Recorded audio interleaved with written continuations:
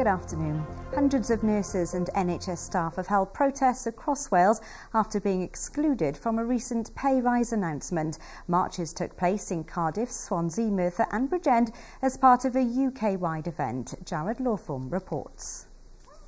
After months of helping save lives on the front line during the pandemic, nurses and other NHS staff across Wales are out fighting a different battle. In Cardiff Bay, one of many protests in the UK, nurses are calling for a pay rise following their work throughout the pandemic. We don't feel valued, and we feel in some senses that we're almost exploited, because morally we will always do our job, we will always look after those that need us. But in other professions, people are paid fortunes, and we really aren't valued for the level of professionalism and responsibility that we have on our shoulders every day. Because of the way nurses' pay is negotiated and funding is devolved, the current nurses' pay packet is set to be negotiated early next year. But unions and staff members here want that to be brought forward to this year by the UK and Welsh Government to show its appreciation for NHS staff during the coronavirus crisis.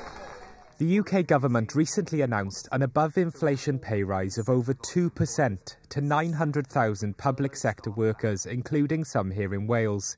But nurses and junior doctors were not included. And after weeks of scenes like this from across the UK, nurses at the protest think it's time for a different kind of recognition. Hearing that we weren't included in those pay rises, we were angry and upset. We've put our lives at risk, we put our families at risk, and we still did our job every day. Do I even want to finish my degree? Do I want to enter this workforce? Because what am I going to get? This. I'm going to be made to feel like scum.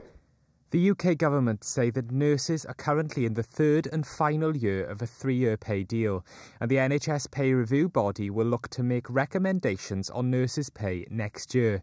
The Welsh Government say for the review next year, they are working with unions and employers to ensure the best possible reward packages for all health workers. As we approach the winter months, there are concerns that difficult times are still ahead for these frontline workers as they continue to fight the coronavirus. But the issue about pay is one they say they will not give up on. Another person has died with coronavirus in Wales. It brings the total number of deaths to 1,579. A further 19 new cases of the virus have been reported, meaning 17,425 people have now tested positive.